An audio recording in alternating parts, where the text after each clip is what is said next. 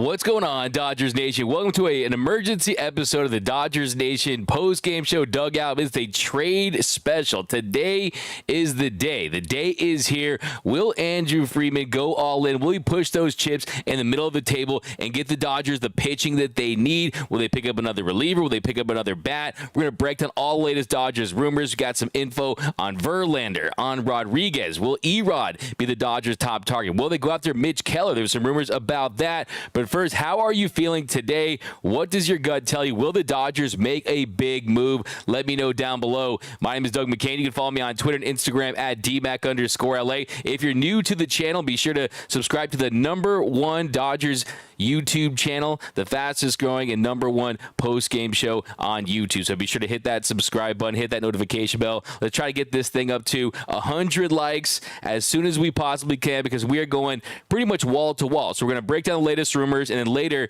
we're going to be going live at DNHQ with Mr. Clint Pasillas and the rest of the game. But how are you guys feeling today? Because I have to be honest with you, at this point, it just feels like it could go a lot of different ways. I think right now, Eduardo Rodriguez, he feels like he's the Dodgers' top target that they can realistically bring in at this moment as far as a starting pitcher that can help this Dodgers team. He's the Detroit Tigers ace. There's a lot to like with Rodriguez. We're going to break him down in just a second here. But John Heyman reported that the Dodgers are in, quote, hot pursuit of Eduardo Rodriguez. So that tells you that they want a starting pitcher. That really is the way they have completed their trade deadline plan. They've mapped out a lot of these deals. You've improved on the margins. You've added Kike Hernandez and Rosario. You added Lance Lynn and Joe Kelly. But without a starting pitcher, without a guy that can really help fortify this rotation, this entire plan is going to be all for naught. So get names like Dylan Cease, not a lot of traction on that right now. It would require a massive haul considering he has 2 more years of team control. Names like Mitch Keller, who David Vassegh reported last night on his show Dodger Talk that the Dodgers were very interested. He said, quote, there's quite a buzz about Mitch Keller and the Dodgers. So Mitch Keller, a really solid pitcher, of course, an all-star, has one of the best four-seam fastballs in the sport.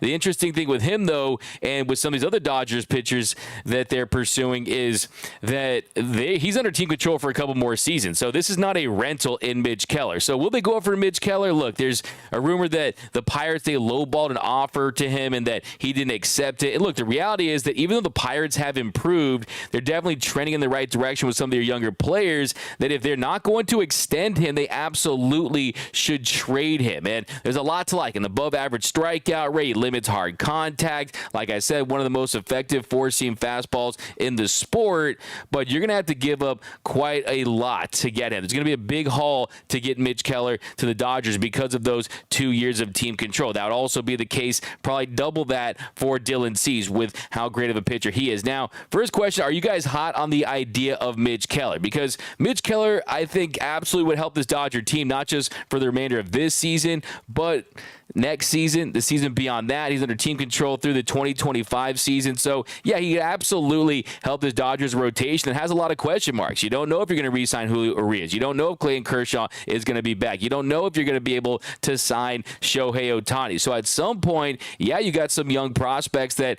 are hopefully going to help out. Guys like Dustin May hopefully returns at some point. Tony Gonsolin hopefully figures things out. I actually hope that Tony Gonsolin is traded today. Is this the day that Tony Gonsolin is traded? A trade that I've been pushing for years now. Hopefully that's the day and you really get a better rotation heading into the postseason. But I also think, too, that it's the next generation, the Millers, the Pepios, the Gavin Stones, those guys start to really figure things out, because you got to start thinking about the future. And Mitch Keller's a guy this season, a 3.97 ERA, a 3.81 FIP. Like I said, a little bit above average strikeout rate-wise at 25.7%. But what you love the most, 22 starts, 133 and 2/3 innings. So he has been an innings eater. That's exactly what this Dodgers team needs. That is what they lack. You're talking about a Dodgers starting rotation that literally is coming off a month where they had a 6.18 ERA. That was the worst in franchise history since they moved to Los Angeles, the second worst in franchise history as a whole. So those kind of results are foreign to this organization. This is an organization that's built on pitching. The foundation is pitching, from Sandy Koufax to Orel to Fernando to Kershaw. I mean, there's a direct line of dominant and consistent starting pitching,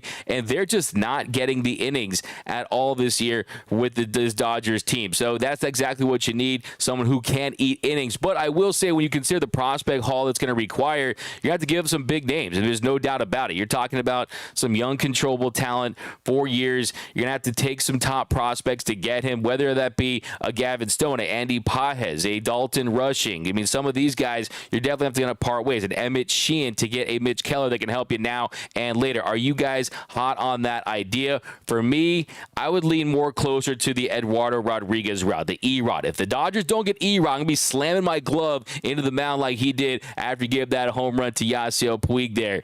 But here we go. We got trade Barnes. Yeah, look, Barnes, not going to be a lot of talk about Austin Barnes. That's something that if they're focused on a Barnes trade right now, I'd be very concerned, because right now they have bigger fish to fry because they need to land some bigger fish. But Diane is officially the DN queen. Yeah, I agree with that, Jose. Absolutely.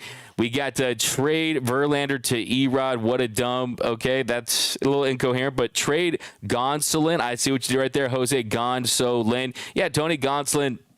He struggled, but we'll focus on that in a second. So let's get your takes on Mitch Keller. Do you like the idea? Are you all in on Mitch Keller? Because Mitch Keller, definitely talented, definitely has the potential to be a top 20 pitcher in Major League Baseball in his best year.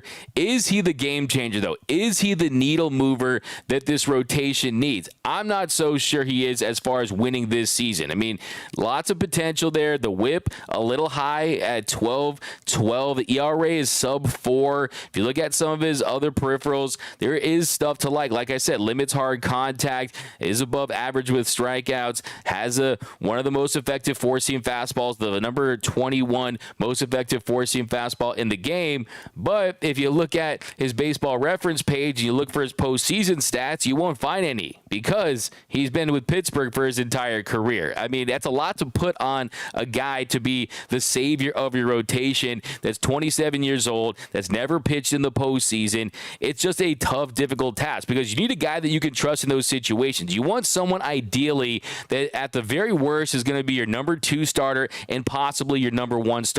Is Mitch Keller that guy? He has the talent to be. He can help him for years to come. But I think if you truly want to go all in this year, I'm not so sure that he's the number 1 candidate for me when you consider the prospect capital you would have to part ways with to attain him. Now, I wouldn't be mad if they did that deal. I'd be very interested to see the prospects they gave up, because at some point, these prospects are rotting down in minor leagues, right down at the minor league level. You need to allow these prospects an opportunity to go out there and compete and see if they can realize that dream as big leaguers. But most importantly, too, everyone always assumes, okay, let's develop these prospects to contribute to the Dodgers, right? Let's develop these guys. Let's find the next Seager. Let's find the next Buehler. Let's find the next Will Smith. Let's find all these guys that have come up and contributed throughout the years. Well, yes, that's the name of the game, ideally. What's up, Mitchell Hopkins, the GOAT? What up, Mitchell Hopkins? We got Nando 390. What up, D-Mac? We got a super chat. What's up, Nando? Y'all get to all your super chats, guys. So we'll be going live later, but wall-to-wall coverage. By the way, be sure to subscribe to the Dodgers Nation YouTube channel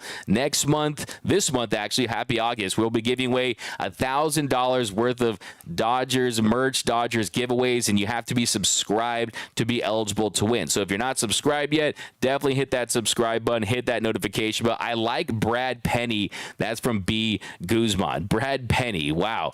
That brings me back, man. I love me some Brad Penny, too. Of course, his time with the Marlins, you got to appreciate that. Let's not forget, too, with Brad Penny, 2 all-star years with this Dodgers team. He's a guy who pitched over 200 innings one year. So, yeah, Brad Penny, didn't expect to hear that this early on in the chat. But let's go back down to the comment section. We need to make moves on the bullpen. Yeah, I think that's absolutely 100% something they need to do. There was a rumor the Dodgers were interested in the singer of the Kansas City Royals. And Singer, of course, he has crazy stuff. Brady Singer, of course, but we'll see if that's something that comes to fruition. Of course, he hasn't really put it all together there this season. ERA north of 5. The strikeout rate isn't close to 20. I think you need a more dependable guy, a Scott Barlow type. I still think the Dodgers should do another deal with the White Sox and bring in Keenan Middleton, because Middleton has absolutely figured things out. He's been one of the breakout stars as far as relievers in Major League Baseball this year. But yeah, let me get your takes on Mitch Keller. I really have a lot of thoughts on Verlander, an update on Justin Verlander, and also Eduardo Rodriguez. But here we go. D-Mac is Freeman in 3 and 4th goal, the 1 yard line. Okay, so we're doing my football analogy from yesterday. Look, I think Victor says D-Mac is Freeman in 3rd and goal in the 1 yard line or 4th and goal. I think right now it's pretty much, it's 3rd and 7 in the red zone. It's 3rd and 7 in the red zone, and you definitely don't want to kick a field goal. You definitely don't want to have a turnover here. You want to punch it into the end zone. I think punching into the end zone at this point would be, emphatically, it would be Justin Verlander. Is that going to happen? I'll talk about that in a second. Eduardo Rodriguez feels like the most attainable pitcher right now that serves as a frontline guy that does not hurt you as far as what could happen in the future. So let's start right there. Let's get into Eduardo Rodriguez. Let's do some more comments, because I know you guys are joining me here early on in the morning. Little breakfast in baseball here. You know, we got to go wall to wall. Cease or nothing. Hey, I would Dylan cease to exist if we don't get him. No, I'm just playing. But I don't think that's going to happen. I think it's likely. I think you're talking about a massive prospect haul from the White Sox. You would have to absolutely blow them away to get Dylan Cease with the Dodgers. I love him. Plays that. You know, by the way, Dylan Cease plays that Frisbee golf. I love that. Have you guys ever played Frisbee golf? It's pretty fun. But I just don't think that's realistic at this very moment. But here we go. Good afternoon, D-Mac. I'm usually taking you in at 1 in the morning. David Sabatini from New York. Hey, Dave, if you can go over to the Mets headquarters, try to find out what's going on with Justin Verlander, see if he would be willing to waive that no-trade clause to come to the Dodgers. But right now, so the latest on Justin Verlander, and we'll get to Eduardo Rodriguez, who I think is the most realistic candidate right now that the Dodgers are rumored to be in, quote, hot pursuit for at the moment. But Justin Verlander, of course, he's been the name for the last couple of days that the Dodgers have been linked to. They've had interest in Verlander. They've explored a deal for Verlander with the New York Mets. And kind of the skinny on it is, one, Justin Verlander has all the leverage, right? He bargained for a no-trade clause. He negotiated for a no-trade clause, and he has that. So he could waive any deal.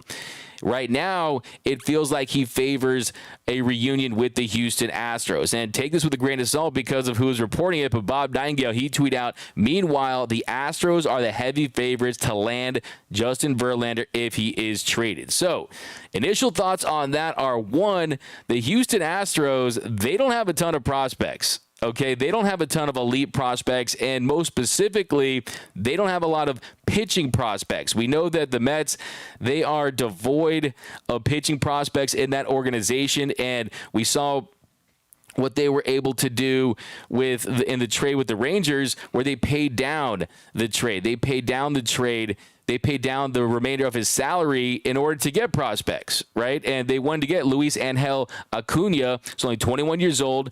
He's already right there as their top prospect, and that's definitely something that this organization is willing to do. Look, Stephen Cohen isn't pinching pennies. Stephen Cohen is trying to jumpstart that farm system, and if you're the Houston Astros, and you're looking at the prospect haul you can get for Justin Verlander, I mean, their top prospect, Drew Gilbert, is in the 60s, an outfielder. Their top pitching prospect is 7th in their organization in Colton Gordon. So not a lot there as far as elite pitching prospects, but I will say one thing about the Houston Astros, you can say what you want about those guys, is they develop pitching as well as any franchise in Major League Baseball. And a lot of times, they're pitchers that turn into guys. If you look at Franmil Reyes, I mean, look at some of these guys that they have developed. They're guys that you don't always hear of because they're really good in the international signing market. They're able to make deals through that. So, yeah, it's sometimes you have to look at these lists. I mean, like I'm telling you, it's not like the New York Mets. These guys who are highly paid professionals go out there when they're making deals and they use MLB trade values. So they just go to a team's MLB top 30 prospects and try to pluck some from that. That's just not kind of how this works. These guys have identified their own prospects. Now, it depends. Are they trying to help them? But, yeah, you look at, I mean, Hunter Brown. Brown, Christian Javier, Framber Valdez. I mean, we'll see if you put Justin Verlander in that rotation. That Astros team, they've shown the ability to go deep in the postseason and win World Series titles. But here we go, back in the comment section. Andrew McCutchen, too. You guys know I've been pushing for an Andrew McCutchen trade since the very first week of the season, but it was reported a few weeks back that there's been a reunion for McCutchen to the Pirates, and unless he expressed interest to want to be traded, that they were not going to trade him, kind of out of a sign of respect. So we'll see. That could change. Everything is fluid. Mitch Keller would be satisfactory from Andrew Wall. Andrew Wall, I think that's a great way to put him. I'm going to give that my first Hornitos comment of the day, comment of the trade deadline. And yeah, I would tend to agree with you on that one. Yeah, it would be satisfactory because he's someone I think would thrive with the Dodgers. We know this organization, they love that four-seam fastball, especially up in the zone. And like I said, he has one of the better four-seam fastballs in the game. And I absolutely think that you have to start looking for the future as far as finding those pieces that can solidify this rotation. Would he be the guy this season? I think that he has a chance to be. I think that we've seen some really nice starts from him this season. Also, you just love the fact that he's post. I mean, he pitches. He goes out there and he gives you consistent starts every single week. So that's something that you love about Mitch Keller. And I think that, yeah, for sure, if the Dodgers make that deal, I think that it would, at this point, the fact that the Dodgers are looking at guys that would require taking away a lot of their prospects, a lot of guys, not just rentals, that really tells you, it's a really big indicator about how they feel about the future of this rotation as far as the uncertainty goes, as far as them needing to add guys for the future. So, yeah, it definitely is very telling. It's a very interesting development. And I think, too, when you look at someone like a Justin Verlander, he can also help you this season. He can also help you next year. I think it'd be funny if the Dodgers traded for Justin Verlander, and then next year, of course, he has the vested option where if he pitches 140 or more innings, he automatically gets that $35 million for the 2025 season where he's going to be 42. Hey, how many times are we going to see Dave Roberts out going to the mound, Captain Hook, at the 5-inning mark, right? They're going to try to manipulate his innings in the wrong direction. Now, of course, that would be definitely a big time sketchy story, so I don't anticipate that, but it'll be very interesting to see because, yeah, I mean, of course, innings counts just across the board in Major League Baseball are down, but that's exactly what the Dodgers need. So I don't want to see people out there complaining about the possibility of a pitcher throwing 140 innings for you, right? Because this year, the Dodgers, they're 26th in Major League Baseball. Let me repeat that. They're 26th in Major League Baseball in innings pitched from their starters. 926 and 2/3 innings. That's in between the Colorado Rockies and the Kansas City Royals. The only teams that have pitched less, this might surprise you a little bit, but the Rockies and then the Atlanta Braves, the best team in the National League. And we know this is increasingly becoming a bullpen game,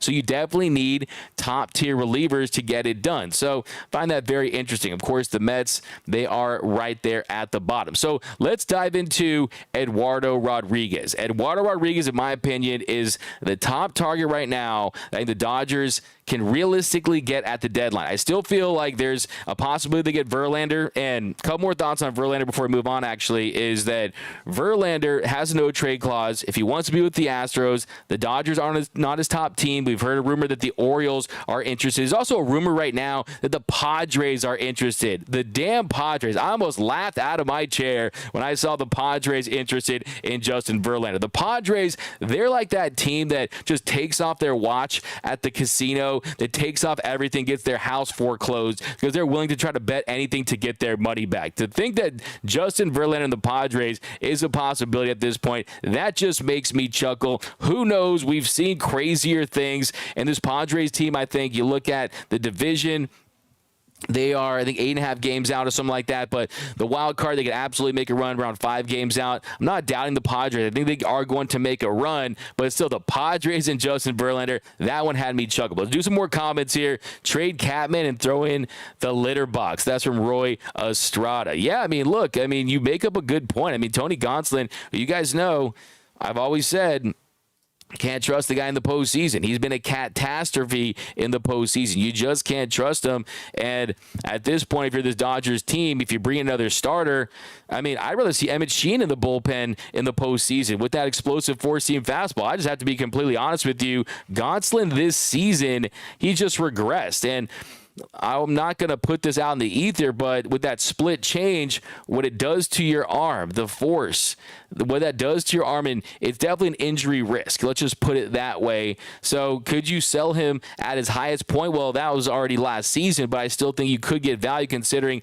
they just signed that 2-year deal. He's under team control with those incentives. But this year, Tony Gonsolin has regressed. Make no mistake about it. He hasn't looked like that guy that when he went on the injured list was leading the National League in ERA. Last year, he had a 2.14 ERA, made his first All-Star appearance. This year, that ERA has more than almost doubled to 4.25. A 4.25 ERA. The expected numbers don't love him. That's close to 5. The FIP is at 4.81. The expected FIP is at 5.08. The strikeout numbers are down. His strikeout numbers are down to 19.7%. The walk rate is up. He's leaving that split change up in the zone, not hitting his spots. And what did I tell you after last season? I said, we're talking about a guy in Tony Gonsolin that had the lowest BABIP in the league at 207. This year, that BABIP is still really respectable at 221, and he's still not having the results. So I would drive Tony Gonsolin to the airport for another starting pitcher because the thought of him out there in the postseason is absolutely terrifying. We know that you just can't miss like he misses in the postseason and expect to win. He just hasn't had success this season. Tony Gonsolin, who can guess his postseason ERA? Let me know down below. Who can guess his postseason ERA? We can get Bednar as well. Alex Martinez, Bednar, who's still pre-arbitration, plus Mitch Keller has 2 years of arbitration. You're going to have to give up a lot of top prospects, a ton of top prospects, and probably have to throw in Universal Studios, the Hollywood sign, and the Grauman's Chinese Theater, the Santa Monica Pier, and Rodeo Drive. Okay, you would have to give a ton to get that deal done. But I love the comment. I love the optimism, and I love the fact that you point out that the Dodgers have the resource to get a deal done. That's something that I think that I want to emphasize. By the way, let me know if you can guess Tony Gonsolin's postseason ERA. Let me know down below in the comment section. I think we should just do morning shows every day. What do you guys think? Little Dodgers and coffee to get your day started. D-Mac, what up? What up, Mitch? We got what's up with Flaherty? So, yeah, Jack Flaherty, it's been pretty quiet on the Flaherty front. Let's see if there's anything that's extremely current here. By the way, if you guys get any breaking news, I'm live here. I got my notifications on X. Geez, I'm still not used to the X thing. I mean, come on now, X. But let's see if we've got anything that's brewing on Jack Flaherty. We got, here's Buster Olney. One staffer says there will be a barrage of starting pitcher deals completed today, maybe in the last couple of hours before the deadline, as desperation begins to factor in for buyers and sellers. Verlander, Flaherty, Erod, Lorenzen among the names in play in that corner of the market. Braves, Dodgers, Reds, Astros, Orioles among the primary buyers. I could see Flaherty going to the Reds. I mean, the Reds need some pitching badly if they want to contend, but yeah, Jack Flaherty, like I said, I mean, yeah, he's not happy in St. Louis, but he's someone else. We just talked about Tony Gonsolin. I mean, very similar numbers to Tony Gonsolin. I mean, Tony Gonsolin, ERA at right now standing at 4.25. Jack Flaherty, if you look at some of his peripherals, I mean, he definitely limits hard contact, misses barrels, but he's not that strikeout guy that he was in 2019. So Jack Flaherty, his ERA is actually more than Tony Gonsolin's at 4.43. His FIP is at 4.22, and there's just been a big drop off as far as his strikeout numbers. In 2019, he was really, really up there, man. Almost 30%. This year, 21.9%. Not terrible, but the command has been off. The FIP 4.22, nothing that you really love. The expected ERA 4.68, the expected FIP 4.45. I mean, and also you add the fact that it's the Cardinals. It just does not feel like the Cardinals want to shake hands with the enemy. If I was going to get a pitcher from the Cardinals, it would have been Jordan Montgomery, who was already traded to the Texas Rangers. So I'm not too big on Jack Flaherty. I think that to me would be a disappointment at the end of the day. But here we go. We got they won't make a move. They are rumored in every trade, but never get anyone. Pizza McGee, they never get anyone. Did you just become a Dodger fan this morning? What are you talking about? Literally in 2021, they made the most impactful deadline deal of all time, at least in the conversation as far as at the time, when they got Max Scherzer and Trey Turner.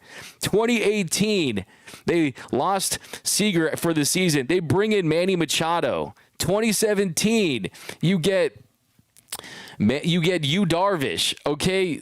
I mean, there's plenty of examples. 2020, they almost went with Lance Lynn, but you weren't seeing a lot of deals done at that deadline because of the COVID season. There just wasn't a lot of movement. Last year, of course, I thought that they had their hands in their pockets and it wasn't a great deadline. I thought they should have gotten out there and gotten Luis Castillo, but they still got Chris Martin, who made a big impact down the stretch. Joey Gallo had some moments, but at the end of the day, he didn't have a massive impact. How about when they got Rich Hill and a name I won't even mention on this show? Okay, I'll say it, Reddick, but this team has been active at the deadline. They've already made 4 moves. You've already traded for Rosario, Kike, and you traded for Lance Lynn and Joe Kelly. What are we talking about here? The Dodgers do make moves, and a lot of times the moves that you make today are the ones that you see at the buzzer because there's a lot of teams that are very interested. Right now, you got a game of musical chairs, and you got a lot of teams rounding those chairs. You got the Reds, you got the Astros, you got the Braves, the Dodgers, the Padres, tons of teams going around those chairs, and there's not that many chairs. You got Verlander and Rodriguez, you got Flaherty, you got Keller, maybe you have Dylan Cease, but there's not a lot of names, so there's a lot of competition right now. Good morning, D-Mac. Good morning, Brian. BC, I'm scoping out Ohtani for Dodgers when he plays the Mets.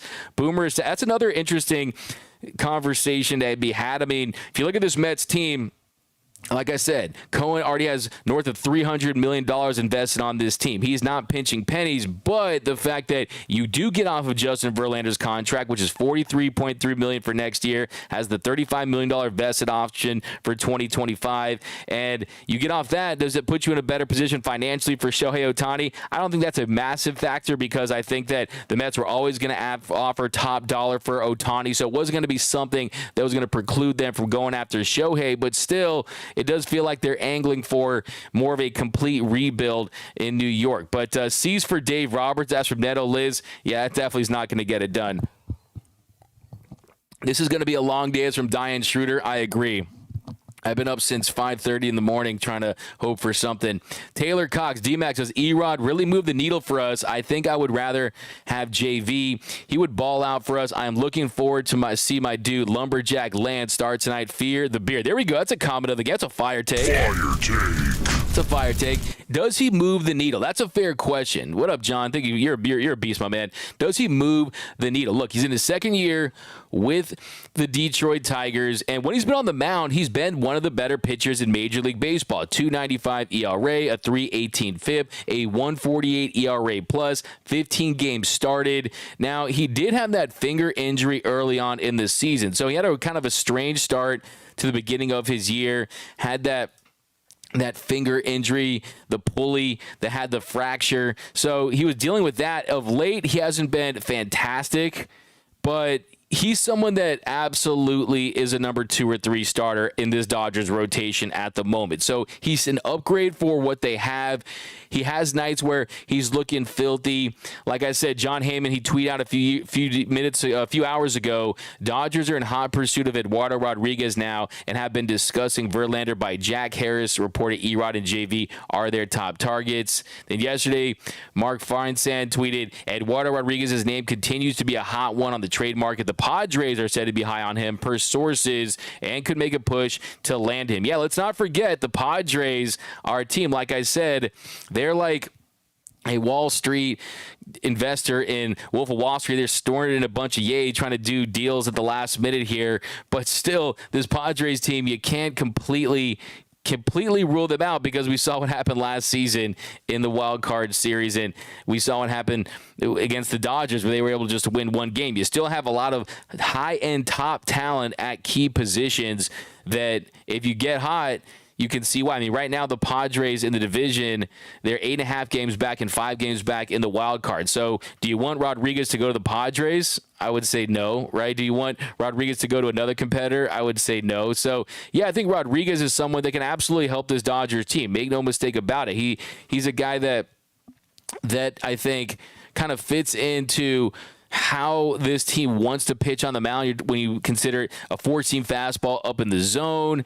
He's got a pitch mix that I think makes sense. So, yeah, I mean, look, Rodriguez, like I said, 15 game starts, 91 strikeouts, 88 in the third innings pitch. If you look at how his numbers rank as far as pitchers in that category, you're talking about someone who's definitely top 15, top 20, right? I mean, someone who, 295 ERA, that's ninth for pitchers with a minimum of 80 innings pitched. A 3.17 FIP, that's 8th. A 25.9 strikeout rate, that's 26th. A 6 walk rate, that's 19th. Like I said, a top 10 cutter in baseball if you look at run values on Baseball Savant. But the interesting thing with Eduardo Rodriguez is he can opt out of the final 3 years in $49 million of his deal. Now, will he do that? Most likely, but if you trade for him and something goes wrong and he gets injured, he's going to opt in, and you're going to be stuck with a pitcher that's under contract for 3 seasons that's injured. Now, that's the risk you take with any pitcher. That's basically an occupational hazard for guys. I mean, if guys go out, that's a part of the risk, and you look at the opportunity cost of that. If he's the best guy available that you can realistically get, then I think you go that route. You also have Michael Lorenzen, too, his teammate, who's another guy that could help this Dodgers team. Is he the needle mover that Justin Verlander could possibly be?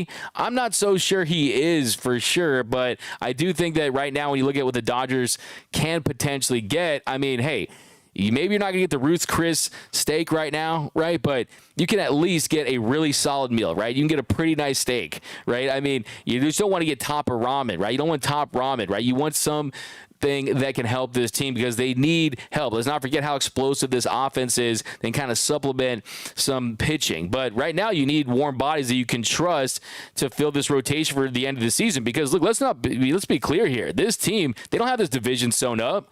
They don't. They could slide if they don't get in anyone today. But Rodriguez, if you look at his postseason numbers, he has had a good amount of experience, so you feel good about that. 6 series, 3 years, a 6.35 postseason ERA in 22 2/3 innings pitched, 16 runs, 3 home runs, of course, one of those to Yasiel Puig. But yeah, Eduardo Rodriguez is someone that I think could absolutely help this team. Someone who makes a lot of sense. I think the most important thing to me is how do the Tigers look at him as far as how they're trading him? Do they see him as a guy who's under team control, or a guy that's most likely going to opt out of that deal and sign a new contract? Because if that's the case, hopefully you're getting him for a rental, right? Hopefully you're getting him at a rental's cost. You're not paying top dollar for him. But yeah, Rodriguez, he does make a ton of sense. What are your guys' thoughts on Rodriguez? Because yeah, 15 stars this year, like I said, 2.95 ERA, 91 punch outs, and 88 1/3 innings, but he did miss almost 6 weeks this season after he ruptured a pulley in his finger, but he's pitched almost, he's been fine ever since he's been back as far as health goes. So yeah, just his presence alone in this Dodgers rotation is going to add some stability, because like I said, let's see if Julio Urias can turn things around. Let's see if you get Walker Buehler back. Let's see if Lance Lynn works out. I think Lance Lynn is going to surprise a lot of Dodger fans out there. I think that they're going to figure some things out with Lance Lynn. Let's not forget Chris Martin. When they traded for him, what was the issue with Chris Martin? He couldn't keep the ball in the yard, but he struck out a lot of guys, had above average strikeouts rates. Now, Lance Lynn's aren't as high as Chris Martin's, but let's see if they can correct that problem. You keep the ball in the yard, high strikeout guy. His numbers suggest he should be having more success than he is. But if you look at Lance Lynn this month, not having a great month in July, the last month, a 5.66 ERA in 20 2/3 innings, allowed 2 home runs, but he was really, really good in May, had a 2.03 ERA, has had some really nice games. I mean, he had a 9 strikeout game against the Mets. He had 3 straight 9 strikeout games in April. So yeah, I think Eduardo Rodriguez, if he's the guy, and you hopefully get another bullpen piece. We haven't talked about Tommy Pham yet. I think it does make a ton of sense. But here we go, back to the comment section, then we'll keep going. But yeah, Dodgers aren't getting Verlander. He wants to win another ring. No hope in LA. That's from Pizza McGee. We got, let's see here, any update, guys, on Twitter, let me know. Let's see what we got here. I think we got a little update. Dodgers, okay, we got Diane, good morning. We got, let's go down here.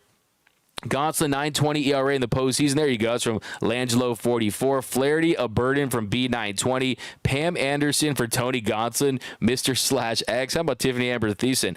Flaherty is a local boy, grew up a Dodger fan. Maybe he gets it done. BT Fouts. I'm not going with those narratives, man. Those narratives, it's great. It makes you feel warm and fuzzy. You love it. Okay, he's a hometown guy. Harvard Westlake, was a Harvard Westlake Wolverine. I actually heard that Flaherty was a really good shortstop and could have been a good position player back in the day, but yeah, I'm not so sure about that. But Diane, you'll sell no time. Fine Sand. What did Fine Sand say? We had D-Mac about to roast that guy like his toast for breakfast. Nando 390. 2021 so long ago. Dodgers be cooking. They are cooking, but what are they cooking? Now, that's the big question. D-Mac sounding very frustrated at this deadline and getting a little, no, M-Staff, definitely not. To me, I love the ups and downs. I love the roller coaster ride of the deadline, because if it doesn't happen, then that just kind of tells you what this organization was at. I mean, where they were at as far as their approach. I think one thing that I find really interesting is this is an organization that has the resources. They're not trying to land these deals with middling prospects. They have depth. They have a surplus of pitchers down there that they should be parting ways with, especially the relievers, especially the River Ryans and those types. I mean, they're not going to war and trying to get these fish on a dingy little rig, on a little dingy rowboat with a cane pole, right? They're not trying to land these trades on a little dingy rowboat with a cane pole. They're on a elite fishing boat, a top line fishing boat, a 360 outrage with twin Mercury 600 horsepower V12 Verto outboards. I mean, they got the Legends X Series casting rod. Okay, they're going to war with the resources where they can absorb contract, they can absorb salary, they can take on Verlander's money. Also, you have the prospect capital as far as the depth. Now, one thing I will say about these prospects, there's a lot of guys that they have the potential to be really good big leaguers, but there's not a ton of stars out there. If you had to offer me the possibility of keeping Cartaya or trading Rushing, I would trade Rushing and keep Cartaya, because I think Cartaya has much bigger upside. Let's not forget, Cartaya is playing with guys that are 2-3 years older than him. Rushing, he's the big fish in that pond, right? So, yeah, I mean, I look at the stars, and this is a Dodgers team that one thing you have to know about this franchise is they don't play by the same rules as the Tampa Bay Rays. They don't play by the same rules as the Minnesota Twins. This is a franchise that can get their stars externally. They've done that. Freddie Freeman, they signed 6 years, $162 million. Mookie Betts, they trade for. You trade Alex Verdugo, Jeter Downs, that package, right? You get Mookie Betts. You sign him to a 12-year, $365 million deal. Yes, you have some homegrown stars. Yes, you have found Cody Bellinger and Corey Seager and Will Smith and Walker Buehler. Clayton Kershaw, really the only Hall of Famer of that group in the Dodgers' vaunted farm system, but they don't play by the same rules as other franchises, where if you think a guy can be a star, you want to keep him because you're afraid that, okay, he's going to be traded away. He's going to be a Yordan Alvarez situation. Now, those situations happen, okay? Delino DeShields for Pedro Martinez. We know that. I mean, there's those situations. We also got the Jerry Sands. You got the Adrian Gonzalez deal. I mean, you have a lot of examples. I mean, look at Jeter Downs. I mean, Alex Verdugo. Do you feel like you won that trade? I mean, look at some of the other trades that they've made throughout the years. The Manny Machado trade for Yasniel Diaz. Do you feel like you won that trade? I mean, for the most part, prospects, they're developed for just a few reasons. One, they can help you win. One, you can develop your own controllable talent that's affordable. And two, you develop talent to trade, to cash in. And that is the name of the game, because you can't guarantee these guys are stars, but you can't guarantee a guy you bring in is a star. You can't guarantee that a Mookie Betts is a star. So what I mean by that is you have to trade some of these guys to get those positions filled with stars, and then you try to get that next crop. Look, this team is going to be fine if they trade whoever it may be, whoever they want to part ways with it, whether it be the Gavin Stones, the Pepios, the Pajeses, the Sheehan's. I mean, I think if it's not for a Dylan Cease, I'm keeping Bobby Miller, because I think Bobby Miller, he's above average in a lot of metrics I look at, and the stuff, the way he commands 5 pitches, I think Bobby Miller is here to stay, unless it's for a Dylan Cease type pitcher, someone who's elite. But I would not include Bobby Miller for Mitch Keller. I would not include Bobby Miller for Justin Verlander, even if Stephen Cohen wanted to pay that entire salary. So I just would not do that. But let's go back into the comment section here. We'll continue to read these comments. But we got catcher help too. Barnes can mentor catchers, but his bat is lost. I'm going to actually post the interview I did with Clayton Kershaw from the ping pong event later.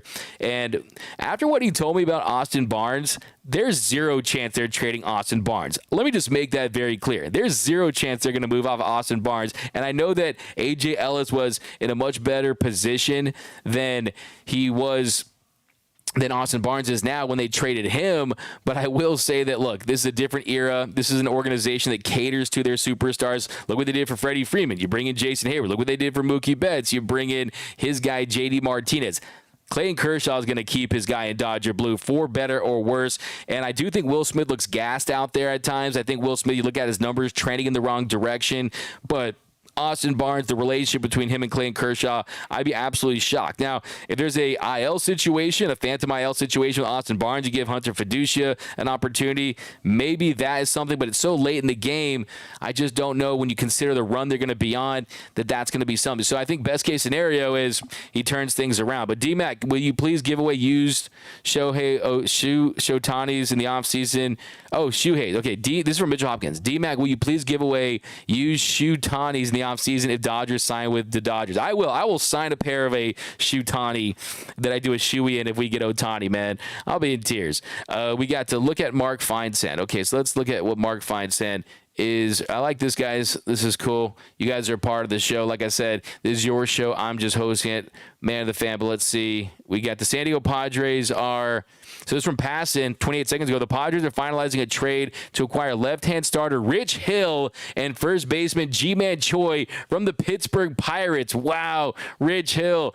Dick Mound is going to the San Diego Padres. That is unbelievable. I don't want to say it's unbelievable, but this doesn't make me feel right. Rich Hill this year, 4.76 ERA, 119 innings of work, a 14.79 WHIP. So, yeah, not a fantastic pitcher, but man, Choi, we know that he is someone that can help that team as well. And the Padres are sellers. I mean, he's had a low average season, a 91 OPS plus, hitting 205, but looking like the Padres are absolutely looking to bolster this roster, and they think they can make a run at it. But, yeah, for me, I mean, like I said yesterday on Twitter, well, let's see what Feinsand said. You got to tell me to check out Feinsand. Feinsand, my friend here. Let's go. Mark Feinsand. I got to find Feinsand. Dun, dun. Mark Feinsand. So he tweeted out, the Mets and Astros appear to be closing in on a deal for Justin Verlander late Monday night per source, but things have really cooled down today. The sticking point appears to be about the players that would go back to the Mets, not the money in the deal. Yeah. And they also said the Braves are acquiring left-handed pitcher Brad Hand from the Rockies for Double-A, right-handed pitcher Alec Barger per source. So you got him going to... So look at the Braves. I mean, they're continuing to add. That's a team that you're really competing with. And then Brad Hand, we know that he's had a lot of really great years. Hasn't been the same of late, but you're pitching there at Coors Field. I think Brad Hand's someone that we've seen have success in the past this year, a 4.54 ERA. But, yeah, I mean, that's been what I've been saying for weeks, for the last few days. That's been my take on Justin Verlander is if you want the prospects, the Dodgers are the Cheesecake Factory menu. They're the Cheesecake Factory menu. They have everything you want, right? You want pitching prospects, they have that. If you want relievers, they have that. If you want position players, they have that.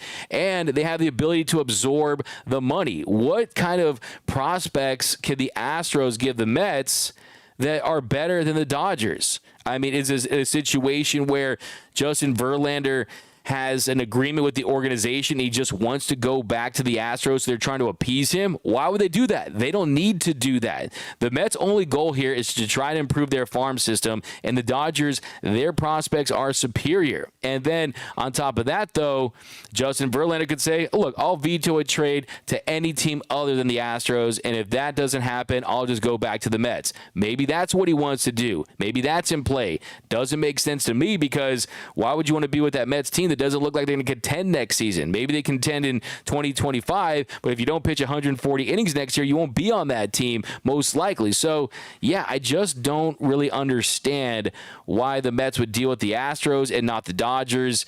And this Dodgers team, they could pay all that money. They offered him 2 years, $80 million after last year, and that was knowing that they were going to pursue Shohei Ohtani during the free agency after the 2023 season. So the Dodgers, in a perfect world, a part of their plan was to have him on the books right now. They were going to have Verlander on the books right now at around $40 million, and for next season at $40 million, and still make an offer to Shohei Ohtani for over $500 million.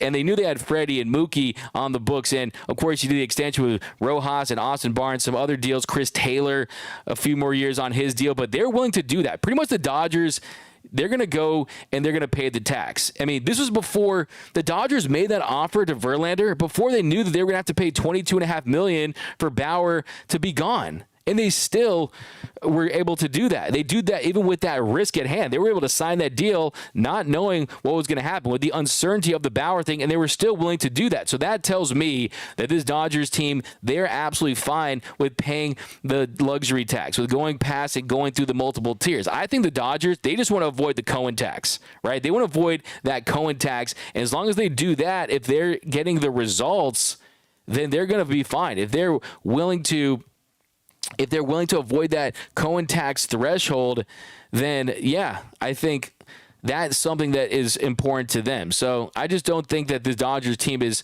not going to absorb. I've heard some rumors that maybe the Dodgers don't want to take on the remainder of Verlander's final deal, and they're concerned about that. So, like I said, you have Dave Roberts go out there, and you come out Dave Roberts in the 5th inning to give Verlander next year, and Captain Hook does his thing. But no, I mean, look, it's going to be very interesting because, yeah, I mean, a 62.5% tax on every amount above $270 million, that's going to be a lot. But the Dodgers, they could still find a way to stay under that. Let's not forget, this Dodgers team has made themselves such an attractive free agent organization that you get guys on league minimums. You get the Jason Haywards of the world. You get the J.D. Martinez on a very attractive 1-year, $10 million deal. You get David Peralta on a $6.5 million deal. But here's Joe. Go into the comments here. If you guys get any updates, let me know down below. Thank you for joining us here for the Dodgers Nation Trade Special Morning Edition. Reminder, we'll be with you later. Me and Mr. Clint Pasillas, the Blue Heaven podcast, will be going live. We'll be breaking down all the deals. We'll be grading the deals.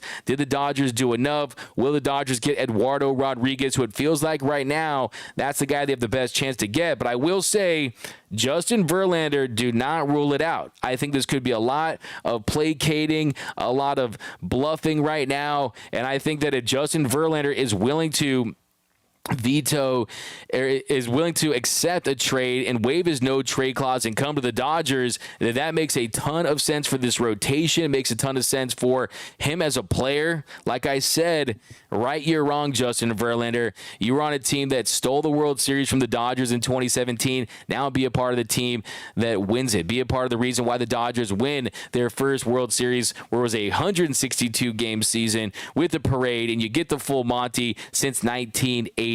But here we go. Taco salad. That's what we're eating. I would like to get any available arms. Diane Schroeder just like, hey, man, I'll take anything at this point. Erod scares me with the injury history, and the last thing the Dodgers need is an injury-prone pitcher for Mitchell Hopkins. Yeah, he's not the perfect candidate, and that's kind of one of the big issues. He's not the perfect candidate. The perfect candidate would be if Corbin Burns was on an expiring deal. You could get him at a reasonable price with a year and a half left. If you could get a Dylan Cease on expiring deal or with a year and a half left. You get some of these other guys that make more sense contractually, but unfortunately, this is the market right now. Last year, Luis Castillo was the move. That was a mistake by Andrew Friedman. And what I always say, Andrew Friedman likes to buy the Halloween candy the next day when it's at 50% off. Sometimes you can't do that. Sometimes you have to pay market rate or you're going to get burned. The Castillo deal was a mistake, and the Dodgers, I'm telling you, they could have got, all I'll say is based on things I know that are very credible, that they could have got a deal done with Castillo with the prospect capital that they had. But Atlanta got Brad Hand. We got I'm Feeling. Do you guys think that's a game-changing move at all? It's blindly. The thing about, like I said, interesting thing about all the hubbub about the Dodgers and the fact they're 26th in innings pitched by their starters, dead last is the Atlanta Braves. So they clearly have a formula. But can Chico pitch or Russell Martin come out of retirement? That's hilarious. Bruh. That's from Alexander Rose over on YouTube. Mr./K, Kate and Justin both working in LA. Happy wife, happy baseball pitch. That's from Mr./X. Look, they have a house in Los Angeles. We got Mitchell Hopkins. Lynn is either going 7 innings, no runs, 10K, or 5 innings, 6 runs, 7K. Yeah, I have high hopes on Lance Lynn. Julian Hernandez, Mark Feinstein just tweeted about Astros and JV negotiations has cooled down. Yeah, I think there's a world where Justin Verlander doesn't get dealt because Stephen Cohen thinks that he can rebuild this thing on the fly and make a lot of big moves and maybe get back into contending. So maybe that's the possibility. Look, I mean, living in New York, we know that's definitely a draw for players, but it's the Mets. They're not the Yankees. Let's not act like they are. So another interesting tweet from Andy Martino of SNY New York. He tweeted, several other teams in on Verlander believe that Astros and Jim Crane will step up and be most motivated to get him. Look, we've seen in the past. Look at Ken Rosenthal, who lost a lot of credibility when he announced Max Scherzer to the Padres. What happened? The Dodgers creeping in very late, kind of like the Grinch, just creeping in late, taking in Max Scherzer, and also getting Trey Turner in that deal. So you have to wait. A lot of times that you get blindsided. It's the surprise team. I mean, look at Rich Hill. It's the deals you don't know about. What I always say about Andrew Friedman, he only speaks when it's time to yell checkmate, right? And I think at this point, my read on it is you have best in finals out there if you're the Dodgers. They've already identified the players they want. They already have the deals on the table. I think Tommy Pham is someone I could see them going after. You guys know I've been talking about Tommy Pham for a couple months now. And I remember we did that show where I read you guys Tommy Pham's numbers. We got into his advanced stats, and I got into his contract, and I said, would you trade for this guy in Tommy Pham? Everyone said, yeah. But then I told you it was Tommy Pham, and everyone's like, no, we can't have Tommy Pham. He's a clubhouse cancer. He slapped Jock Peterson. And what I say, look, Tommy Pham makes a lot of sense for this team. He's had a rough month.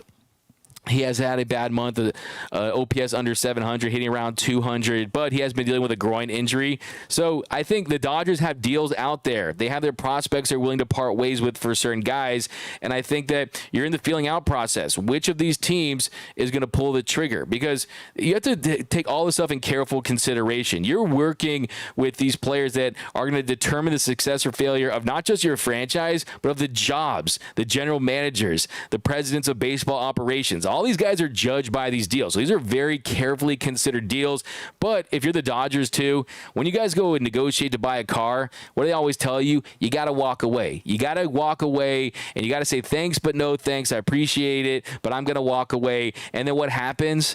The car dealership guy, he chases you out there through the parking lot and says, no, we can do this, we can do that. And then you get yourself a better deal. So I'm assuming the Dodgers that have a lot of power as far as their prospect capital, as far as their ability to take on salary, as far as basically having all the resources you could possibly want to get a deal done, they're trying to maximize their value. They're trying to not have to part ways with as many prospects as these guys want. Only problem is you have an expanded postseason with an additional wild card team, and because of that, there's more teams in play. Like I said, the musical chairs. You got 3 chairs in the middle, Verlander, Eduardo Rodriguez, you got Mitch Keller, you got possibly some Lorenzen, right? There's these guys, you got 4 chairs right there, but you got 7 or 8 teams that are circling that, right, for the musical chairs. So there's just not a lot of food to go around and a lot of hungry and starving teams out there. He's useless. Rich Hill on the pods. I like that crying emoji from Nicholas. Yeah, I'm getting into the comments here. Should we just go live for the next 20 hours? So who goes back to Pittsburgh? I'll get you the information, the deal. Hand to the Braves. Yeah, Brad Hand, you got to give the Braves credit. I mean, they're still trying to bolster their roster, and that Braves team right now, they're over 25% favorites to win the World Series per Fangraphs. That's number 1 in baseball. The Dodgers are actually second at a little over 10%. So that tells you that they still feel like the Dodgers have about as good of a chance as anyone not named the Atlanta Braves to win the World Series, and still this Dodgers team has room to make some moves. So, yeah, don't count out this Dodgers team. But here we go. Any chances we go for a Dylan Cease or Luis Robert blockbuster trade? Like I said, that's another one. You're including Cartaya, Miller, Sheehan, Knack, Maddox Bruns. By the way, I heard from a scout yesterday that Maddox Bruns, he could end up being a real star. If he finds his command, he could be the star. Like I said, lots of really good, not a lot of potential for great or elite in this Dodgers prospect farm system. So Bruns, though, is one that I would hold on to. But like I said, for Luis Robert, who I would love, he signed that very team-friendly contract a couple years ago. So if you look at the deal he's on, Luis Robert, it's insane value. So that's what really makes it so difficult. He signed that 6-year, $50 million contract for Luis Robert. So he has those club options in 26 and 27. So Luis Robert, that's just not going to happen. You would have to give up, like I said, you would have to give up the Koufax statue, the Jackie Robinson statue. You have to give up the left field pavilion. You have to give up all kinds of stuff. The old bullpen cart from back in the day, probably the 1988 World Series trophy, the Hollywood sign. It would just be an insane haul. But we got Angel Villalobos, $4.99. Might as well bring Diego Cartaya up to the big leagues and send Austin Barnes down to the minors. Yeah, that's just not going to happen, guys. It really isn't. Let's be clear here. We're talking about on Austin Barnes, who, make no mistake about it, this guy probably couldn't hit 220 in T-ball right now, if we're being completely honest about this. But on the same token, Austin Barnes is someone who hopefully ideally can help this team as far as the way he calls games, the way he mentors pitchers. But yeah, he's a -7 OPS plus a -1.6 WAR.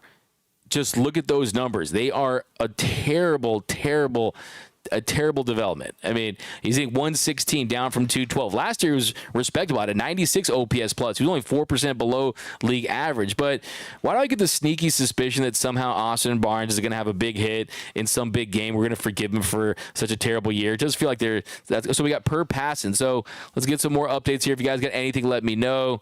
We got the White Sox. Here's from John Heyman a few seconds ago. Actually, it was at 10:17, so 3 minutes ago. The White Sox don't generally designate anyone as completely untouchable, but word is the package it would take to land Dylan Cease is understandably enormous, to the point rival teams predict he stays on the south side. So yeah, kind of is consistent with what we just talked about a couple minutes ago. Dylan Cease, he has ace-level stuff. Talent-wise, stuff-wise, Dylan Cease is incredible. He's been one of the best pitchers in the last 10 starts. He has had a down year by his standards. I mean, last year he finished runner-up in the Cy Young Award in the AL, but this year has had some bad starts, but that's a bad team. It's a bad situation. I mean, Dylan Cease is an ace. He has ace stuff, and you'd be getting him in his prime years. So, yeah, Dylan Cease, just too much. I mean, under 2 more years of team control. So you get him for 2.5 seasons.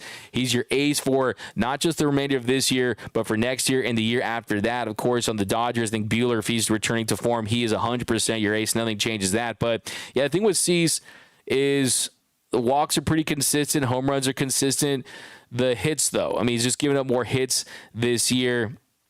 And that's really the only thing. But a 4.15 ERA. The ERA plus, I mean, look at this year, his ERA plus, which is basically considers puts 100 at league average, right? His ERA plus is 105. Dylan Cease. Eduardo Rodriguez, though, I'm trying to get you excited about Eduardo Rodriguez. I think this is something that could happen. His ERA plus is at 148, so 48% above league average. Like you mentioned earlier, Mitch, about the injury issue, that's always a concern. But yeah, he's had himself a really good year. But you got Barnes Eagles future Instacart shopper from I Got Jams. That's a finish him. I'm going to name my son Doug Percy Creams. Hey, man, I'm going to name my son Percy. How about that? We'll have a trade-off there. Francisco Diaz, really hoping Friedman is cooking. What is he cooking, though? Like I said, what is he cooking? Is he cooking a nice T-bone steak, or is he making some top ramen? That's what I want to know right now. I think it's more T-bone steak, hopefully. JV is going to get booed from B90. Yeah, that'd be kind of funny. Just do all the booing in one game and then get over it. D-Mac, how much for that shirt? I can Venmo James. Yeah, Venmo me. I got you, bro. That was my favorite. This is my Lucky Dodgers shirt. This is the shirt I wore when I predicted they would get Freddie Freeman, so I'm trying to do my part. Austin only on the team because of Kirsch. We got maybe Stone for JV. I mean, you're kind of selling low on Stone. It depends on how other organizations view him. Don't want E-Rod. That's from Ryan. Verlander can't be bad in L.A., but have a leash in Houston for sure. That's from Ghost Cat. How about old friend to the Padres? Extend D-Mac from Carnivorous Lunar Activity. That's a comment of the game. Comment of the day. Comment of the show. Andres Ortiz, would you give up Miller and Cartaya for Keller and Reynolds? Solid outfield and good against left-handed pitching, but no doubt the Pirates would do it. You really think the Pirates would do that? I mean, they just extended Reynolds. I don't think they would do that. Would I do that? I mean, I think I would strongly consider it for sure, but I just don't think that's realistic. Justin Lamas, totally agree. Should have gone Castillo or Soto. Yeah, for sure. Placating. We got hand is oh, I like that. Placating. You saw what I did right there, Carnivorous Lunar Activity. They're placating. Placate up dinging. Let's try. We'll work on that. But Stroman is off the market. That's for Brian. Yep, they're buyers. I mean, they just traded for Jamer Candelario. Padres completely overpaid. What did they give up? Let me get that hat. DMAC JK. I'm working on the hats. I know you guys want it. By the way, let's try to get this thing up to let's keep it going here, guys. Welcome to the Dodgers Nation Emergency Trade Special here. We got 827 in the chat. We're at 137 likes. I think I'll keep going if we can get up to 200 likes. But if not, we got to get ready for the next show. But we got, let's see, we got, let's get back to the comment section here. We got it would be terrible if JV went to the Padres. By the way, hit that like button if you guys want those giveaways too, because we're doing $1,000 worth of giveaways. Any jersey, we're going to do autograph balls. We're going to do a complete giveaway package, and we're going to drop a whole video with information on how to do that. So there's number one Dodgers YouTube channel. It's all thanks to you guys. You guys are the biggest reason why, because you're the fans that watch this show. Your comments make it pop. You guys bring those fire takes. Hill and Choi to the Padres just in. That's from Max Kuhn. Rich Hill and G-Man Choi. By the way, G-Man Choi, best stretch ever. Best at, I mean, they could do the splits. Not Dick Mount. I know, Dick Mount. I want fam from Boomer Assassin. D-Mac has a fam club. Mike M, that's a fire take. And slightly a bruh. No sleep on trade deadline day, Diane. Exactly, carnivorous student activity. Don't need fam. Hey, look, there could be a family feud. We get that, of course, if things don't go right. But this is such a strong locker room, such a strong clubhouse that I don't really worry too much about that. But here we go. We got... finally got rid of a Goldilocks. By the way, see Noah Syndergaard somehow, some way had a pretty decent start last night. What are your thoughts on that? We got the D-Mac. I'll buy that shirt off you. While Gray is tearing it up. I don't care if fam slap my mom. He can help the Dodgers win. Boomer Assassin. Boomer Assassin. That's a little too much. Yeah, I will say he did connect, right? I'd be concerned if he didn't connect. If he was like 0 for 8 and flailing and not connecting on that slap, then I'd be concerned. But fam going to kill the vibes from Metabolic. Vin Diesel would say fam is the answer. Fam is garbage, bro. Dave Roberts traded for Bruce Bochy. Bruce Bochy, by the way, that's the biggest head I've ever seen in person. That literally is Mount Rushmore size. And I think that Bruce Bochy has in his head, I think it's big because it's all the baseball he's ever consumed, all the baseball thoughts he's ever had, all the baseball information. That's why his head just gets bigger. So, I mean, that New Era must charge him like triple for all the extra materials to make that hat. Cease Verlander or Arenado. Anything else is just clutter. Well, Arenado's off the table. Cease is most likely off the table. Verlander, I think, is still sneaky in play. I would not rule out the Dodgers. I can totally envision a Jeff Passan tweet about Verlander going to the Dodgers. I think the Dodgers absolutely have the prospect capital. Will he waive his no trade clause to go to the Dodgers? That remains to be seen. Will the Dodgers have an issue with paying the remainder of his contract? Well, they shouldn't, because they offered him $80 million last offseason. So at the very worst case scenario is you're paying $35 million on top of what you already thought you were going to pay for him, but still he's already paid for most of the season. So basically the Dodgers would owe him just under $80 million, which is close to what they were going to pay him originally. So, and then also too, it'd be a positive because you'd be getting 140 innings pitched. That would be a good thing.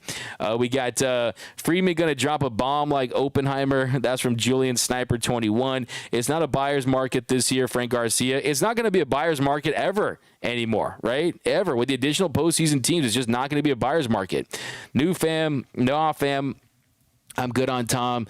We got that's a comment of the game from Francisco Diaz. Good luck, Braves. Been there before. Does nothing for you. Roger Clemens to Dodgers for a few syringes. That's a fire take. Finish him. A possible trade, DeYoung to the Jays. Interesting. DeYoung's a name we've talked about on this show.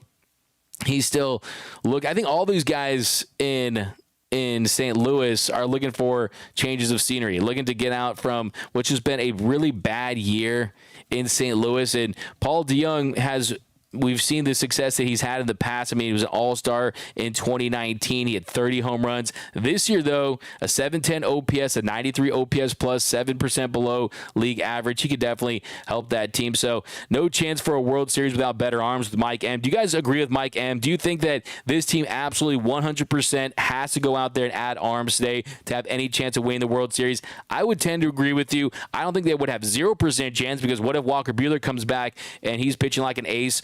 It remains to be seen. It's not a guarantee, right? But still, Clayton Kershaw, if he goes on a tear, puts his team on his back. I mean, kind of the silver lining, Clayton Kershaw getting that rest, hopefully filling that tank up and getting re-energized for the home stretch of the season. But could we go after Mariners pitching? It feels like they're kind of in buyer's mode. Maddox is having nasty stuff. That's from Jonathan Salgado. We got Nando 390. I think Friedman is lowballing all these teams, and they're clicking the phone on him. Yeah, he might be hearing some dial tone, Nando, and that's a possibility. But I do think, though, that the fact that they are interested in some of these players that are under team control for multiple seasons, that lets me know that there are guys in this organization that they're willing to part ways with, that there are no untouchable prospects, that you develop, like I said, you develop prospects to trade almost as much as if you're the Dodgers organization, it's almost as important as developing prospects to contribute and be big leaguers for you because of the Dodgers' ability to sign guys. They don't have to rely solely on their prospects to get talent. They have all kinds of different ways. And like I said, if the studies show that millionaires and billionaires, when they lose their millions and billions, they usually make back their millions and billions faster than they originally made it, because even though they lost the money, they didn't lose the skill. The Dodgers can develop. They know how the golden goose works. They can do that. Maddox Bruns walks more guys than innings pitched. John Drury, yeah, that's the thing. Like I said earlier, the walks are an issue, but he has the potential. That's why he's 2-3 years away. He's 2-3 years away, right? So there's a lot of developing in that stretch. Emars, D-Mac, Justin Verlander. Burns been killing it. Yeah, Jonathan Salgado. You know how high I am on Burns. I was wanting Corbin Burns in the offseason. I wanted him and Adames, try to make that trade come to fruition. But Burns, in July, he had a 1.85 ERA, absolutely rounding into form after a 4.99 ERA in June. I would love Corbin Burns come back to Cali, but that's not going to happen. The Brewers, they're not going to be sellers. But how about Michael Kopech, John Ball? I haven't really heard too much about. Let's see if there's anything about Michael Kopech, because yeah, I mean, he's not a needle mover. He is not. I mean, that's kind of what the Dodgers need at this point. I mean, 4.49 ERA, 102 in the third innings pitch, a 14.36 WHIP. I mean, could he help this team? I mean, is he an upgrade to certain guys they have? Yeah, but I mean, we just spent a good portion of time talking about Tony Gonsolin, how bad he is, and his numbers are worse than that. So I think you definitely have to kind of not think of what was their WAR, what was their numbers, how can they help you after you made the trade. There's no doubt about that. And I think with Kopech, I think the enticing thing, of course, and what he's known for is that velocity in the 5.4 miles per hour. That's how much he's averaging. He throws that four-seam fastball 62.9% of the time. He's in the 78th percentile in fastball velo, 95 percentile in fastball spin. But the barrel rate this year, 1 percentile. Expected slug, 15th percentile. Hard hit percentage, 25th percentile. So that tells you it's not missing barrels. It's not limiting hard contact. And even the strikeout rate is just slightly above average with that fastball. 59% is not getting a ton of chase, but he's getting some whiff. So I wouldn't be totally against it, but yeah, it doesn't seem like that there's really any smoke with that name at the moment. But D-Mac, if the Dodgers got Luis Robert, D-Mac, would you have a heart attack on stream? I would definitely shed a tear of joy if they got a player of that magnitude. Let's go Dodgers. Let's go 20-hour stream and Shuey from Grizzly_OSO 350. That's a comment of the show. Yeah, I got the shoe ready, man. I'm going to break out this. Man, I think I might do a shoe in my Jackie Robinson dunks if we get a big deal today, man. I need it, guys. I need it. I need a big trade. I need the team to go all in. Having Barnes in the lineup is like a pitcher batting from Frank Garcia. Ouch. Well, hey, I mean, the good thing is you have the DH, right? The good thing is you can get around that, hopefully. Rich Hill averages 3 innings a start. He's not going to hurt anyone from Frank Garcia. Yeah, I know. It's like, for me, it's the emotional connection. I mean, Rich Hill is someone who is, I mean, this guy, he's basically been passed around more than a blunt at Snoop Dogg's house, right? I mean, this is a guy that has played for so many teams at this point. 19. Look, here's again. Let's try to guess. Look at all the teams that Rich Hill's played for. The Red Sox, 5 years. Dodgers, Chicago, Minnesota, the New York Mets, Tampa Bay, Pittsburgh, Oakland, Angels, Cleveland, New York Yankees, Baltimore Orioles, and then, of course, now he adds the San Diego Padres. So quite a career for Rich Hill. Quite a career for Rich Hill. All the teams that he's played for throughout his decorated career, of course. Yeah, I mean, it's unbelievable. Baseball is better with Rich Hill. I'll just put it that way. I mean, 4.76 ERA, nothing to write home about, but this guy has played a ton of baseball in his career, and it'll be very, very strange to see him for the Padres. Buehler's supposed to be back on 9-1 for Frank Garcia. That's the date. Absolutely. A little aggressive is what Dave Roberts had to say about that, but yeah. Let's see. Is Blistergaard already talking smack on the Dodgers? That was a little overblown. I mean, he really wasn't talking smack. I mean, he basically was saying that yeah, I mean, he wasn't talking smack. I think that I saw that headline, and I think that was a little bit of I mean, it definitely was bad, right? It was definitely bad. It wasn't great times, but I don't think he essentially was calling out the Dodgers. That really wasn't. What Syndergaard said was, for the last 2 years, I've had a lot of cooks in the kitchen, a lot of people thinking they can come out and fix me. And he also said, I just think I should go out there and not really listen to what people think I should and should not be doing, but just what feels good and natural to me. I feel some people are trying to get me to do certain things that aren't characteristic to how I used to pitch. So he's basically saying that, okay, maybe there was too much analysis. Maybe they're giving me too much information. Maybe that was clouding what was going on in his head, making him think too much. And yeah, I mean, sure, that's possible, but I mean, look, that's why you signed with the Dodgers. You're the one that said that everything the Dodgers touch turns to gold, right? I mean, what do you guys think about those comments from Syndergaard? But I want to get caught up on the comments here. Thanks, Wilfredo. I appreciate you, man. You're the man, too. Thanks for a great channel. Thank you, Lance Jennings. Thanks, you guys. If you guys are at work, I want to apologize to your bosses right now. And, yeah, I mean, I'll sign you a little form that this is more important. This is the MLB trade deadline. Not a lot is more important than this. Bueller, I knew I spelled his name wrong. He's really coming back 9-1. That means maybe in the playoff roster. Kevin, that is the hope right now. It's Walker Bueller we're talking about. Dave Luna, what's all this talk about Rich Hill in the stream? By the way, any updates, let me know. Brule is gone now. Yep, R.I.P. Brule. Barnesy is finished. A $4.99 from Angel Villalobos. If someone has an Austin Barnes jersey, might as well give it to Goodwill. That's a burn. You're going to finish him for that. Finish him. AJ Preller has a prospect gambling problem. He has to be addicted to the deadline, Sean. Yeah, that's what I was saying earlier, man. He's the guy who takes off his watch. They're going back to his house to foreclose his house. He's a guy that he goes to Gambling Anonymous and then still finds a way to get his house into a dealer and tries to just gamble everything out. Look, one time I was in Vegas and I was trying to get the blackjack dealer to give me some tips, right? And he told me, here's a tip. And he pointed to the exit sign. Okay, so pretty much that's how you win in a casino. You go to the exit. Sometimes I think Preller needs to go to the exit so before he loses all that money. But yeah, guys, continue to smash that like button if you want to continue the stream, if you want your Dodgers to make a big trade, because yeah, definitely this channel's all for you guys. Dodgers Nation YouTube channel, the #1 Dodgers YouTube channel, #1 Dodgers post-game show here, and it's all thanks to you. Like I said, $1,000 in giveaways in August. Be sure to look out for that for new subscribers and longtime subscribers. So you will not be limited. If you've been subscribing to the channel since day one, you'll be eligible. If you subscribe today, you'll be eligible as well. But LMAO, Verlander doesn't move the needle this season. I disagree based on what they have. I think Verlander's been one of the best pitchers in the sport over the last 2 months, really. I mean, he's really figured things out. He was dealing with the injury early on. That was impacting him. And I think you look at how he's performed of late, he's looked really good. The strikeouts are up. He really just needs to reduce the walks. But I mean, based on what's out there, I think it's really, that's the key, is what is out there. What are the other names available? I mean, the month of July, he had a 1.69 ERA in 37 1/3 innings of work. He's also been posting. So, I mean, he's pitched over 5 innings per start in each of his starts there, and 6 starts in July.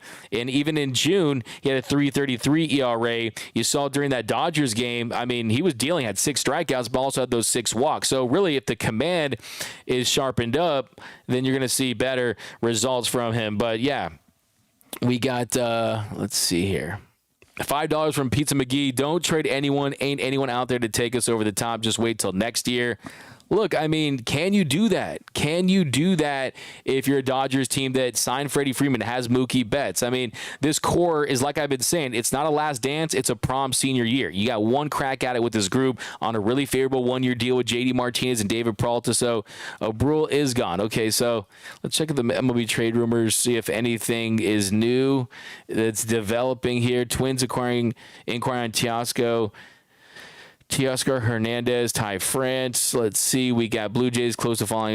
So the Blue Jays have been really aggressive last couple of years. And then we got the Rich Hill one. So, yeah, guys, we're going to probably wrap this up so we can get ready for the next show later. But here, let's keep rocking with these comments here. Thanks for rocking with us here on the Dodgers Nation Trade Deadline Special. Volume 1 will be back later in the day. Probably going live 12, 1, 2. Whenever anything goes down, definitely join us for an instant reaction. We'll break down everything for you. Absolutely have to add another starting pitcher to have a chance at a deep playoff run. 0% chance, no arms equals no World Series. We got Diane, we got prospects or blue chips for trades. Exactly. And you're basically, can you get a blue chip stock at a 30% rate, or can you get an IPO stock, right? I mean, that's really what it's about. Lance Lynn is a joke. We need one more, but looks like time is running out. Bickford can go. Got a big comment here from Pretty Jasmine. We got Jim Isis. We'll never understand why we do not use Trevor Bauer since we need good pitching and have to pay him $23 million. Forget the pass. Plus, he was found not guilty. Yeah, I mean, I've kind of gotten into the weeds on that a few different times. So the bottom line is that it's not what we're talking about because it's not going to happen. Erod, 3 p.m. Pacific time is coming. The deadline is coming for sure. We got Erod. Okay, are you serious? I would have gotten D-Mac with the Giants. Pollock, they're trying to be the 2020 Dodgers. Yeah, Pollock's, I mean, he's having a below-average season. Why are you trying to scare me with the Erod thing? I don't appreciate that. But, okay, Erod of the Dodgers. We got Erod. What's up, Dodgers Nation? Let's see. We got Erod. So that was pretty much what let's see here. Eduardo, we got, let's see here. Let's update this. Go down.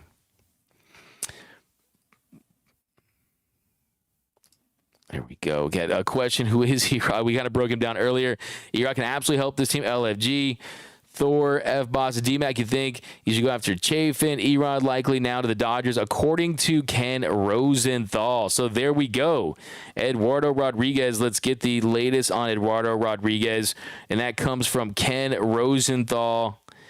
By the way, there's like 10 fake Ken Rosenthals. Don't get got right there. But we got Dodgers. This is from Ken Rosenthal. It was at 10:38, 2 minutes ago. Dodgers are on Rodriguez's 10-team no-trade list. Sources tell The Athletic. Players generally required to be compensated in some form to waive a no-trade. Isn't always monetary, but the no-trade gives a player leverage. And he would go on to say, Erod possible for the Dodgers. Sources tell The Athletic. First mentioned by Jack Harris and John Heyman. So like we said at the top of the show, what I say, I've said Eduardo Rodriguez is the most likely candidate that I think the Dodgers are going to get to. We broke down what he's been able to accomplish as a player.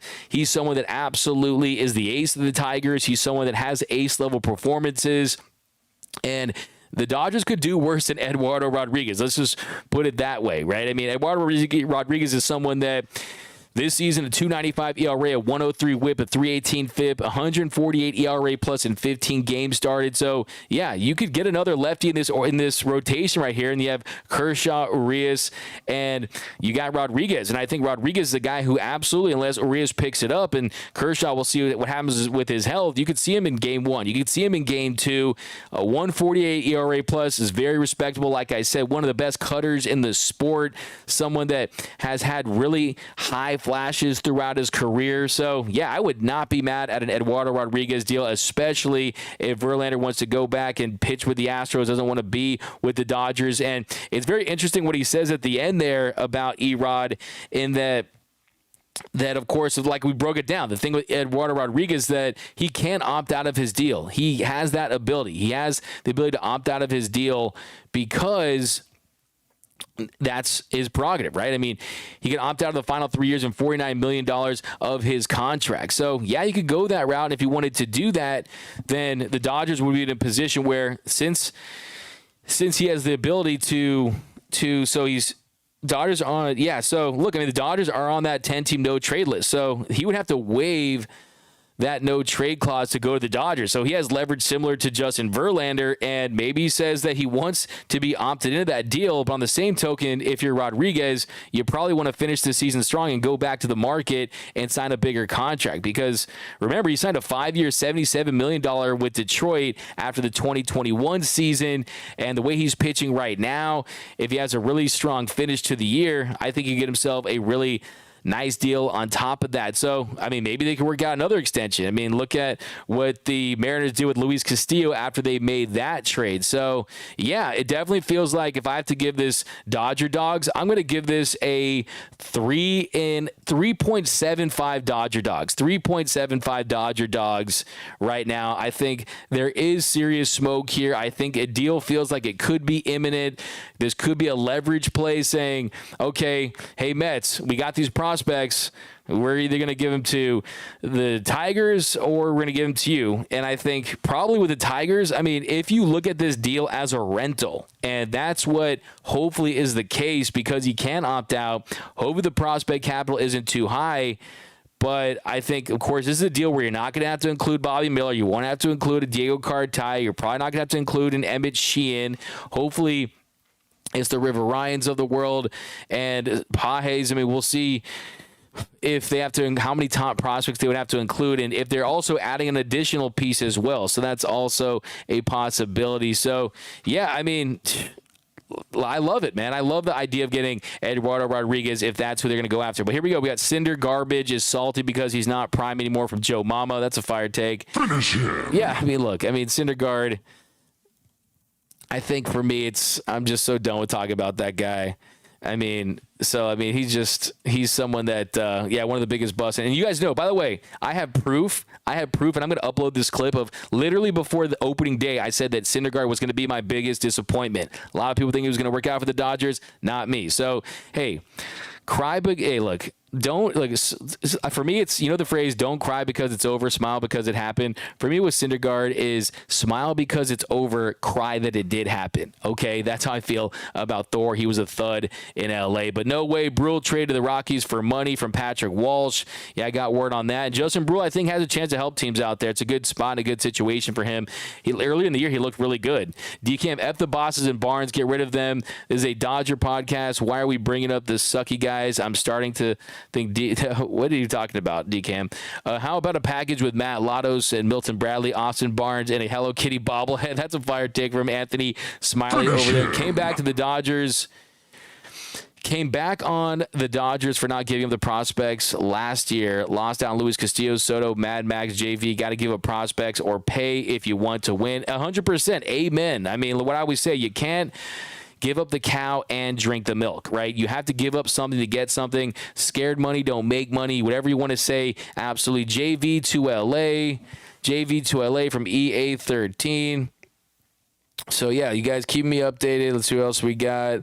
I mean, really the one to look for always is Jeff Passan. Let's just be honest here. All these other guys, they kind of say stuff, but really this is like Jeff Passan's world. He has surpassed everyone. No one is in his tier anymore. I mean, look at John Heyman, the arson judge. He lost most credibility with me.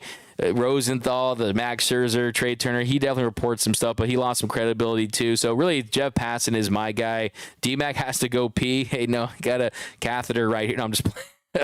D-Mac, Erod to the Dodgers. What do you think? Hey, we've broken down Erod pretty much this whole show. Like the idea of it. I love the fact that the Dodgers are getting someone that can absolutely plug in and help this rotation. He's someone who is absolutely a top 3 guy with Kershaw and Urias. Based on how they're pitching, I think you go hot hand. I could absolutely see Rodriguez pitching game 1 because, like I said, four-seam fastball up in the zone. Cutter. I mean, this is someone who has a really, really nice arsenal of pitches that can help this team. Above average strikeout rate. This is someone who limits hard contact. So the key for me is getting someone. You can't be left with no one, right? You need a date, right? You can't go stag. You need someone if you want to go to the dance. And Eduardo Rodriguez is someone that can absolutely help this team. Bro to the Rockies, great show. Thanks, Crazy Juice. Appreciate you. I want a Dodgers Ohtani jersey, D-Mac, Gustavo. You and me both, man. I'm telling you, I'm going to do a giveaway. My wife won't stop DMing me, D-Mac and Clint, Nando. You're like, we should call the bruh button just the Nando 390 button because you own it. Hopefully better news day from our friend Craig Osterberg. D-Mac has to go pee. D-Mac, will you go live again if a trade happens? Carnivorous Lunar Activity? Absolutely. And we're going to go live for our trade special starting at 1 o'clock, going 2 hours. Me, Mr. Clint Pasillas, and the rest of the gang. Jay's got Paul DeYoung. Trust me, if Dodgers get Erod or JV, then D-Mac will be on it. Oh, 100%. Yeah. We got, does the recent additions to the Rangers scare you at all, D-Mac? To me, the Rangers are the team to beat now. I mean, Matt, they've made a lot of really good additions. I mean, even before that, bringing in Aroldis Chapman, going after Max Scherzer. If he pitches anything like an ace, it's going to help that team. You already have Seager. You already have Simeon. You already have one of the best offenses in the sport. You also have one of the best managers ever in Bruce Bochy. Do they scare me? If they play them, it'd be a good sign. I mean, the Dodgers made it to the World Series, and it would also mean that things worked out for the Rangers. So, yeah, after what happened against the Padres, I had PTSD, right? And I'm definitely afraid of a lot of teams out there. But Mitch Keller to LA from Los Angeles Dodgers. Cool, the Dodgers in the chat. Dodgers, come on now. Let's be honest here. Mitch Keller is not going to the Dodgers. Is that real? Let's see. See, the part of the interesting thing about going live on these things is you just can't trust. You cannot trust. But here we go. We got D-Mac. Thanks, Diane. The queen of the Dodger Nation post-game show. D-Mac, why didn't the Dodgers look at Brad Hand before the Braves got him? I mean, look, we know the Rockies, they don't like to trade anything to the Dodgers. I mean, they would have traded Arenado a few days ago. But also Brad Hand not having the greatest of years, but We got Jays get DeYoung. We got does the recent addition to the Rangers scare you? Yeah, we got answer that one. We got why will you be on that clause? I wonder. Alcantara to the Dodgers. I actually scared my friend with that yesterday. I didn't scare him. I actually told him that. I was just totally trolling him. I called him. I was like, did you hear Dodgers got Sandy Alcantara? But $2. Why? Any chance we get Alex Lang with Erod DMAC? Yeah, I think that's something that hopefully is a possibility. And then Lang is someone that can help this team. And I think that from a bullpen standpoint, they're not done either. I think you need to improve from that standpoint. And he's someone that can absolutely help this team for sure. And he's someone that we talked about in our bullpen special as a possibility as well. Not fantastic, not elite, but still strikeout rate, 11.9 strikeouts per 9. So the strikeout rate was really down in the month of July. The Dodgers need to miss bats. They need to miss barrels. You need to strike guys out. Lane's a 3.80 ERA this year, so I'll absolutely be on board with that. We got a couple more here, guys. Cinder gone. That's from Carnivorous Lunar Activity. Thor has no hammer. Yeah, Thor was getting hammered, Mike Rodriguez. Cinder block is finished. Cindy was a waste. DMAC cooked Thor. LOL. Sorry, man. I had to. What up, DMAC? What up, JR? A couple more here. Logan Gilbert to the Dodgers. I don't think that's going to happen. Late to the live. Yeah, go back. We broke it all down. DMAC for everything. Seymour, appreciate you. Dodgers over Rangers in 7. Can we always dream? That's from BC. I would take that. That is our house, right? Trade Gonsolin for Cease. That's not going to get it done.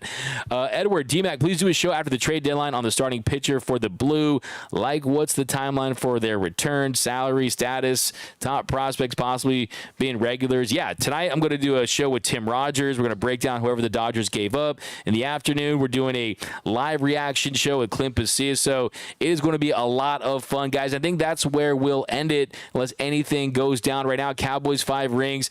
If you want Jesse Magdalone, what's up, DMAC? What up, Jesse? What up, Raymond? Sign Jessica Mendoza. She can rake. Yeah, one of the best softball players ever. My friend Jessica Mendoza. Mark, do we have Lance Lynn right? How we've been talking about Lance Lynn I did 3 complete episodes about Lance Lynn. So go back and watch that. Go to our YouTube channel, DodgersNation.com/YouTube, YouTube.com/DodgersNation TV. Okay. So, yep, guys, we will definitely be back at it later. If anything happens in the next couple of minutes, I will go live again. So look out for that. And also, if you want more information on Keller, on Rodriguez, on Justin Verlander, we have all the latest. Just rewind and watch the stream from the very beginning. Thank you so much for joining me this morning. I appreciate you on a trade deadline special here, the Dodgers Dugout. If you haven't yet, be sure to subscribe to the channel. Hit that like button if you want to see the Dodgers make an impact trade. Definitely share the show. Like I said, lots of giveaways this month, so be on the lookout for that. We got Nando, we got Mike, we got BC, Erod to the rescue. Yeah, I'm trying to hold on late to see if we get Erod. Thanks, DMAX. See you later today. Yeah, see you guys later today. Get a little bit of rest, get some coffee, get the Red Bulls ready, get the Primes ready, whatever you guys sip on, and get ready for that live show because we'll be going live. But thanks again for joining us here. Make it to the 300 likes. Marcus from Ghost Cat. Absolutely do that. 8 more to go for 300. Appreciate you, Diane Schroeder. My name is Doug McCain. You can follow me on Twitter and Instagram at DMAC_LA. For all things Dodger baseball, be sure to hit that subscribe button, hit that notification bell. Andrew Freeman, if you're watching this, make a move. Give me Erod. Give me Verlander. Make a move. The time is now. No trade, no trophy. You hear that, Andrew Friedman? Make a move. But see you guys in a little bit. And until next time, think blue, bleed blue, and I'm out.